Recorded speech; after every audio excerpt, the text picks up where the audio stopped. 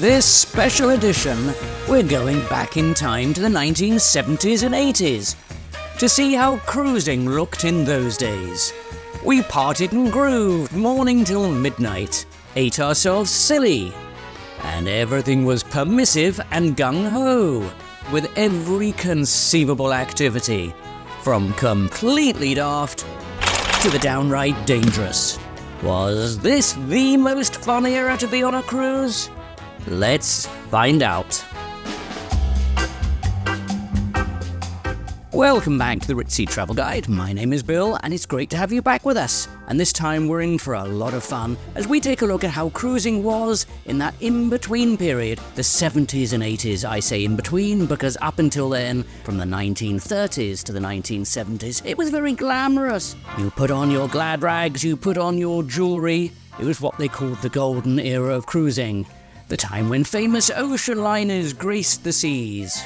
Now, we've already put out a video covering that era. You can see that video there. It's called The Golden Age of Cruising. It's available on our channel, and you can watch after this. Now, the 70s and 80s was when cruising very much changed, because in the old days, they were called ocean liners or ships. That's because you went from point A to point B in a line. The ships literally charged across the oceans, but along came the jet age and stole most of the business from the shipping lines, so they had to reinvent themselves. So the 1970s was pretty much the era that ocean liners turned into cruise ships. The resort at sea was born, and that's what we're going to be looking at today. We're going to be looking at several different cruise lines because they all had different characteristics, from the American lines to the British, who almost didn't want to be bumped in the 70s and 80s. They still wanted to imagine they were back in the 40s and 50s, but even they had to change a little bit.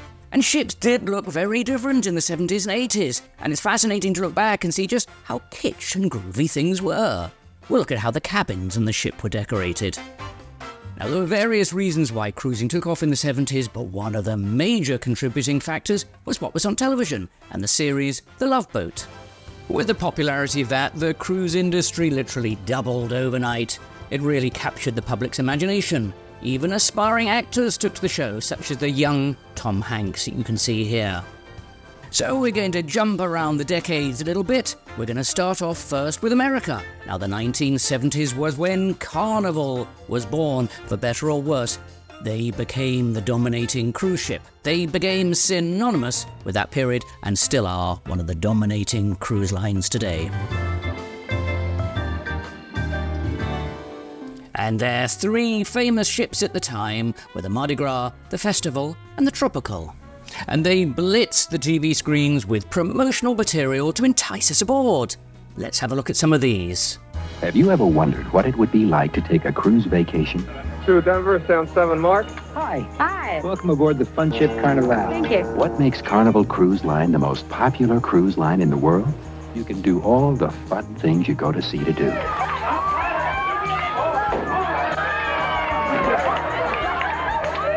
Are you enjoying yourself? Oh, Miami! Aboard the fun ship Carnival, you have 8 chances to eat every single day.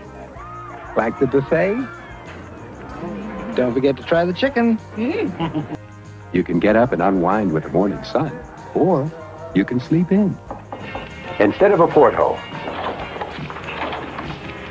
you have a big window, closed-circuit TV with feature movies. Did you ever expect to find a bathroom this big on a cruise ship? You'll sit down to a different menu, a different mood every night. One of the evening's highlights is our midnight buffet. You know what I like best about eating here? You never get a check. The nighttime fun aboard the Carnival is legend. One night you can get all dressed up to meet the captain. The next night, you can just come as you are. We have a B-15. Or if you prefer entertaining yourself, stop by our Riverboat Club Casino. It's the largest full casino afloat. Who knows? You may get lucky. I can't decide between lobster or steak. Leave it to me, Mrs. Stevens. This is outrageous. Thank you, Eduardo. Now, you definitely can't do that these days, no matter how handsome Eduardo may be or not. Thank you, Eduardo. Now, that was the American way of trying to lure us aboard with their promotional material. Let's go and zip across the Atlantic and see what the British way of trying to convince us to get aboard was. Now, being typically British, it was slightly quirky, offbeat, and a little unusual. And the ship that they were showing here is the P&O Oriana, famous for cruising right around the world. Now, P&O, along with Cunard, were two of the archetypal British cruise companies of that era. And whilst they tried to retain that old world feel, they knew they had to update themselves a little. So they were in that awkward transition phase from stuffy and rigid to trying to keep up with the liberal and progressive 70s. Ah, these honeymooners obviously are getting along swimmingly. Beautiful way to dress for lunch. And quite in order. Calypso band by the pool.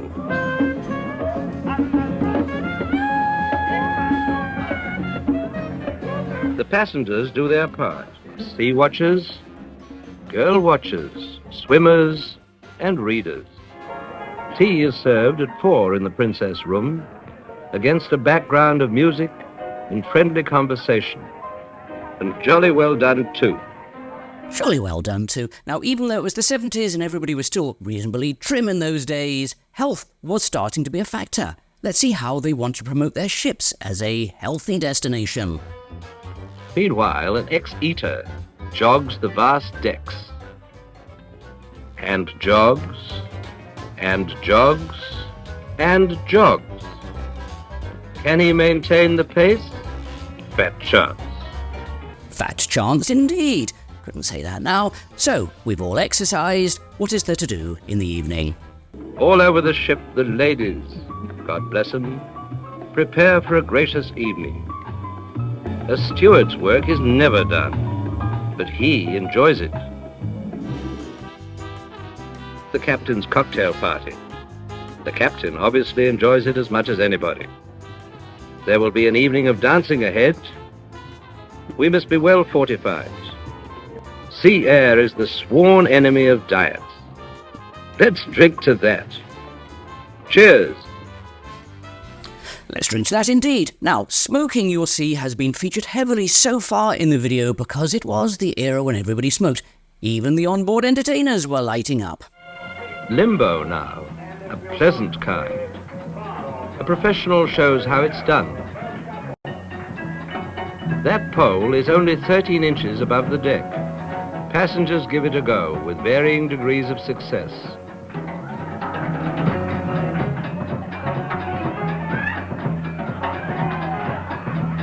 Oh well, let's do our own thing. The ocean is a few cha-cha-chas away. The ocean indeed is only a few cha-chas away. By the way, if you're enjoying this video, please do give it a thumbs up, as it lets us know we're on the right track, and we'll try to put out more of this type of material. Now, one of the reasons that P&O was popular was that they took you to far-flung destinations. Mexico salute. The coming country's flag goes up. Boats away. Not a moment to waste. Another world. Richard Burton and Elizabeth Taylor's favorite home. The town's life goes on as usual despite our intrusion. The next lovely stop along our route, Barbados. Just beyond the gangway it begins. The city, its citizens.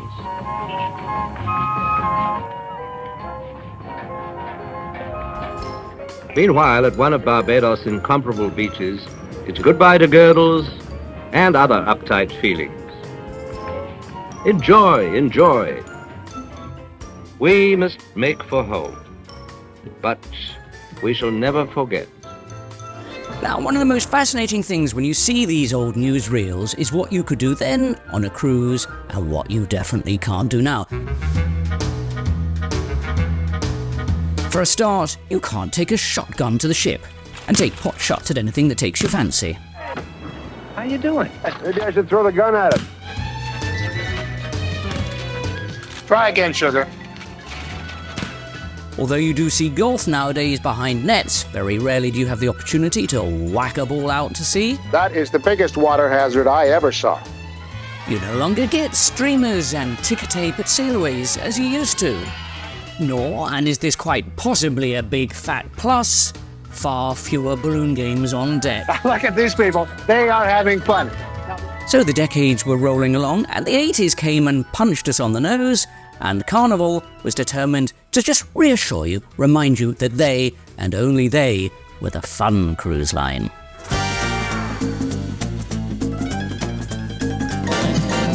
How much you're going to spend before you get here, and you take your hotel room with you. You don't have to pack and unpack.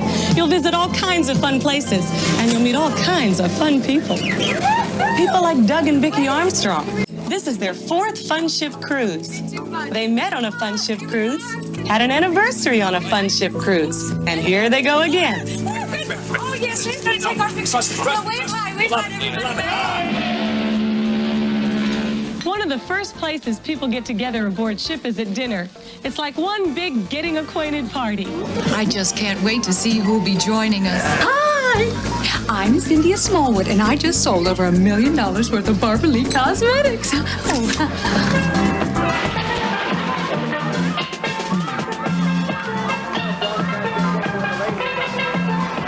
Most evenings aboard ship are casual.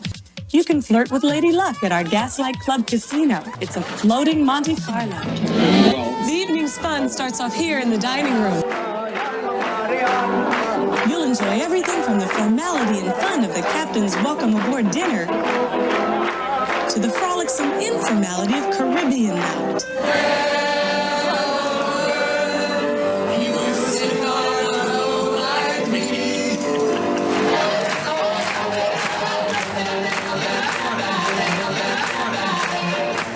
Now let's go back just a few years, because we've been showing you the brash and buzzy and bright and colourful 1970s and 1980s, but from 1969 to 1970, it was that crossover period where you had hybrid liners and hybrid cruise ships. They weren't sure whether they should be liners or cruise ships, and one of those was the Queen Elizabeth II, which started out as a liner, but then sort of half became a cruise ship. And they were somewhat reluctantly dragged into the 70s and 80s. They didn't really want to change. They liked their way of doing things, but they were confronted with all these other cruise lines who were saying, no, we're the fun cruise line, you are not. So they tried to slightly reinvent themselves, but they weren't really very convincing at it. Let's see how they promoted themselves back in those days. Hi, today we're at Pier 92 in New York City, about to board a modern ocean liner for a transatlantic voyage. As the passengers arrive for embarkation, the excitement mounts. Many people relax and enjoy themselves with bon voyage parties with friends and relatives who have come to see them off. The passengers have a chance for a look at the spectacular New York skyline with all the city's lights just blinking on. Once a ship leaves the sight of land, it becomes self-sufficient. There's a hospital with doctors and nurses and the latest modern equipment. A daily newspaper with the latest developments from all over the world. A bank just like the one around the corner, although the money might look a little strange to us. An ordinary coffee shop like the kind you find in any American town. Tonight, the captain is having a reception. Later, we had dinner in the ship's dining room. The food service in the dining room is under the supervision of restaurant manager Oscar Bassett. The food for the entire ship, including the crew mess rooms, is turned out in this one 17,000 square foot kitchen. The statistics on a great ship's inventory of stores are, as you might guess, staggering. On a trip like the one we're on now, 5 days at sea, the shopping list includes 2,000 pounds of biscuits, 50,000 tea bags, 2,500 pounds of bacon, 80,000 eggs, 25,000 pounds of beef. After dinner, the ship more than ever takes on the air of a fine resort that could be anywhere. It just happens to float and travel at about 30 miles an hour. So, staying with Cunard, here's a promo film taken from the time aboard a gorgeous ship of the era, the Cunard Princess. Again, this film is aimed at the American market. The Cunard Princess, designed for the active vacationer, to experience informal cruise vacations at an affordable price. there's still the iconic ticker-tape sail away.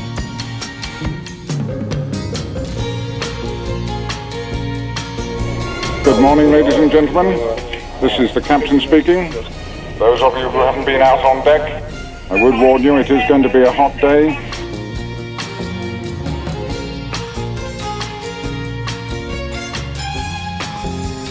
We do have a few scattered cumulus clouds. However, we're getting long, bright, sunny periods this morning. So deck activities.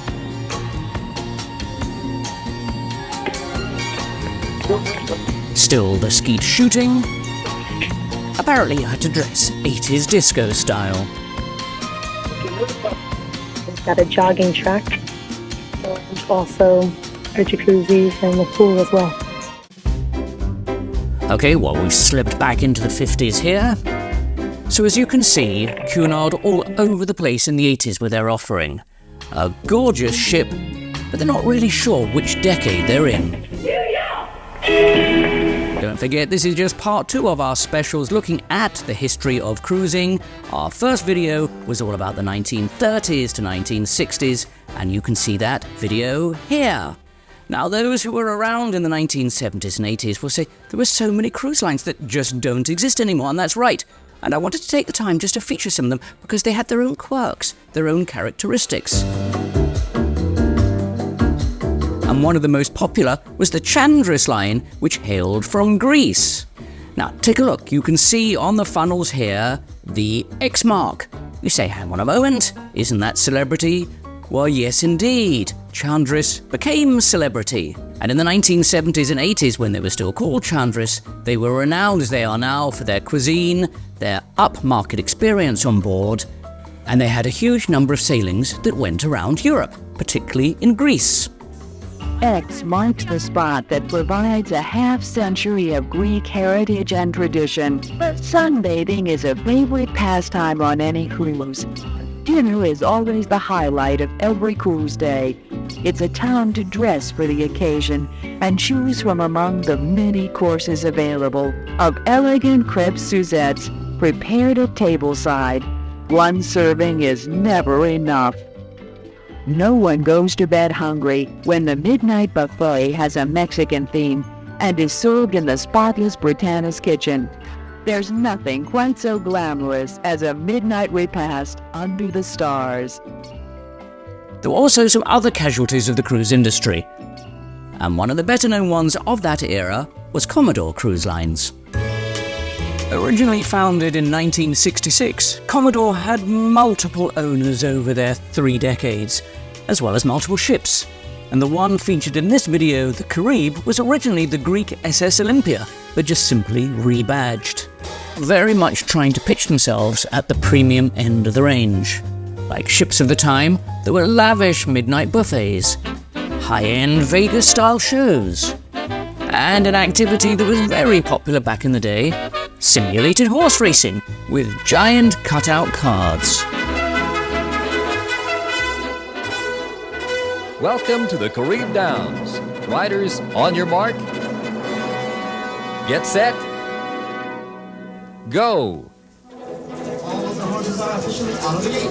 We shake the license. What do we have? A 1, a 2, and a 5. Cunard also used to do something very similar to this. Shall we look at some 70s kitsch cabin decor? Come back from sightseeing to your home on board ship. The only home where you can get this kind of service. Relax in the comfort of your spacious stateroom, complete with private bathroom and shower, climate control, wall-to-wall carpeting. Luxurious family-sized suites accommodate up to 5 people with ease. Very IKEA, very woody. The activities are going on full steam ahead. Time to work off some of those luscious cruise desserts. There's even more action poolside, where newfound friends and crazy games keep the beer flowing. They say it's good for your hair, among other things.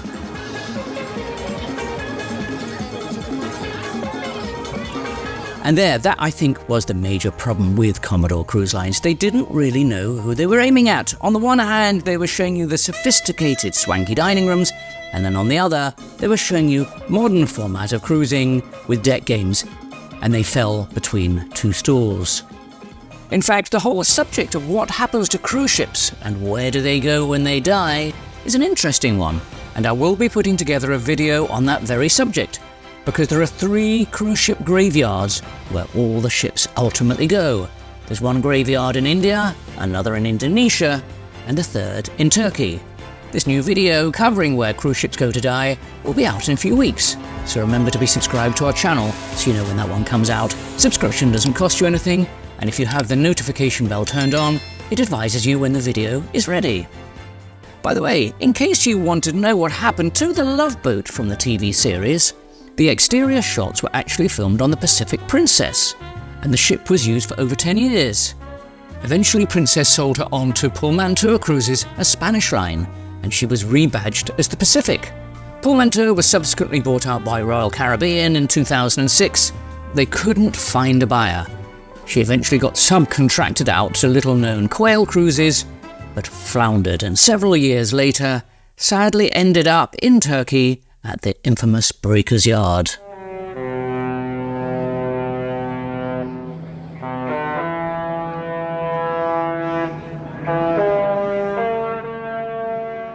Another cruise line that was around but sadly isn't anymore is Sitmar. Do you remember them? It's an interesting story, this one. Sitmar was owned by a Russian emigre with deep pockets called Boris Vlasov. They had a distinctive V logo on the funnel after the founder's name. As well as commercial shipping, they ran a lucrative service to Australia and then expanded into the States. Boris Vlasov went on an absolute spending spree in his aim to be world number 1. Buying up old Cunard ships, and in fact any others he could find. This promo film shows the launch of their flagship, the Fair Sky. Sitmar very much trying to pitch themselves at the premium end of the range. Music, telephone, and lighting control are incorporated in the bedside console, and marble-tiled baths reflected in clean and polished mirrors. Her 3-level mirrored stairways are a splendid example of ocean-going elegance. Throughout Fair Sky, there is a variety of style and decor. 4 outstanding designers thoughtfully created unique environments that harmonize with each other. He was a visionary, and in fact the Vlasov Group helped found Silver Seas Cruises in 1994 in a joint venture. But the founder Vlasov died, and the dream crumbled. And you may be wondering what happened to that ship. Well, it became the Sky Princess, was rebranded, and sailed for many a year under the Princess banner.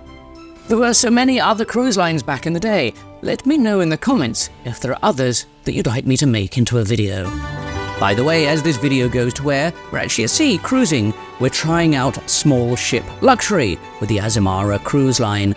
We'll be uploading pictures and videos as we go round, so please do look at our Instagram account and you'll see in real time what we've been up to. This is the address here. It's the same name, Ritzy Travel Guide. And we'll be putting out a full series of videos on our return, telling you all about the Azamara experience, because it changed hands a couple of years ago, and people really would like to know what it's like to cruise with them now. It's affordable, small ship luxury. Okay, I can't resist. I know you want to have another look at Carnival back in the 80s. It's just so tempting. Look at these people. They are having fun. Now, the object is to blow up a balloon. They put it between them, and the first couple to pop the balloon 3 times wins a solid gold plastic trophy.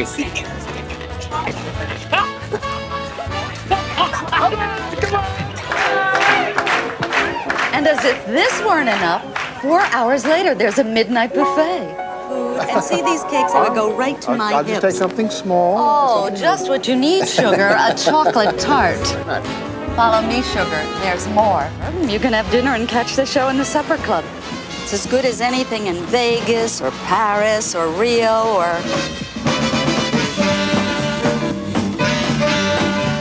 So what do you think? Was cruising in the 1970s and the 1980s the best era? Or was it brash and loud, over the top, and rather tacky? Let us know in the comments box below what you think. We always love to hear from people. It's the life, don't you agree? Now, after what you've just seen, how can you not want to get out here and take a mini vacation on a fun ship? Always fascinating to look at how life was back in the day, and it's an ongoing series on our channel. We have several more coming up over the next few weeks and months at how life used to be. So remember to subscribe to our channel. Subscription doesn't cost you anything, it just lets you know when the next video is coming out. Please now take a look at video 1 if you haven't already done so, the golden days of cruising, 1930s to 1960s, and we'll see you in that one. Thanks so much for watching the Ritzy Travel Guide.